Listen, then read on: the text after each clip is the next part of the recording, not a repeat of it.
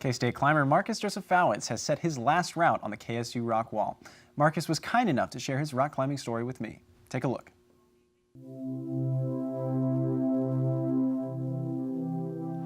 My name is Marcus Josephowitz. The route I set is called Untitled Finale. It was kind of my last project working for the rock wall that I was doing over the summer.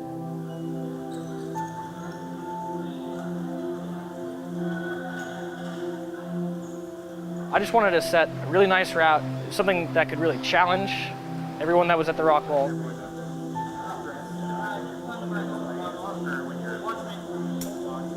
I first got started with rock climbing when I was 6 years old.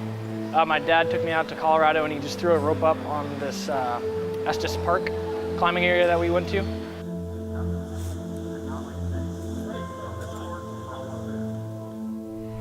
I was trying to decide on what I could name for my last route at K-State, and I just could not think of a title. Why not Untitled Finale? I thought it might be a good kind of going away present for the wall, one last challenge from me. Probably the first hard move is you're moving off a small, tiny little crimp and a pretty big sloper. And the crimp is just something that you can only get like 2 fingers on, and sloper is like, it has no surface whatsoever. It's like trying to hold a bowling ball without using the holes. So you're off these 2 terrible holds and you have to throw your entire arm's length up and catch a gray sloper again. And it is just the worst thing in the world. You have to pull down so hard on it just to stick. It's so very hard. I liked climbing a lot because it was not only like a physical challenge for me, but it's a mental one too. We've had a lot of people come in that are just trying to figure out, hey, how do I get up the top of this wall without absolutely losing my mind? A lot of people will compare climbing to skydiving, just because you have to be crazy to do it. It's all about kind of finding your challenge and finding what you like about it. Probably the part that made me stick around for rock climbing was the people that I met. There's a lot of interesting characters you'll meet at the wall. Some people are just going in there once a week, you'll see them occasionally. Some people you see every day climbing. I made a lot of friends though, and I suppose that's what kept bringing me back.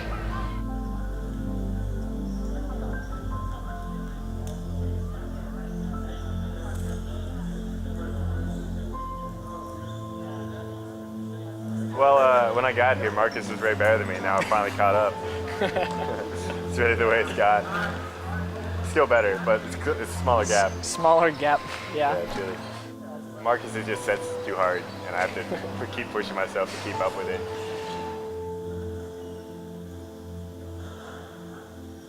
If you're in here working on a hard route, maybe you don't know exactly what to do, you could pretty much ask anybody and they might say, hey, it looks like your right foot's slipping off a lot. Maybe you should try and stand up on that more, or hey, you want to come train with me later?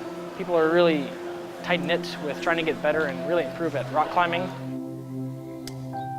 After falling in love with it, realizing how many other aspects there are into it, whether it be like core and balance, and just using your vision and using feel in your fingertips, and just understanding, being in tune with just even the very ends of your hands.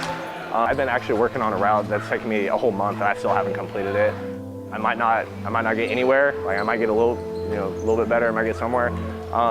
But it's just that constant keeping you going, giving you something to work towards, I guess, is what I'm trying to say. So actually Marcus is probably the best climber here at the wall, no doubt. And he set that route, but I watched Marcus absolutely tear that route apart, and it's amazing watching him climb it. It's very technical, a lot of weird moves, and he makes it look like poetry in motion. It's hard to touch that route. It's really, really phenomenal.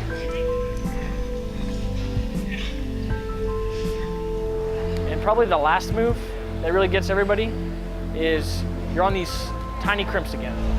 And then you have to get your left foot up to where your chest was about, and stand up off a terrible crimp, off to another terrible crimp. And then finally, if you can get your left hand up again, you'll finally land on a pretty nice jug to be able to pull up to the finish.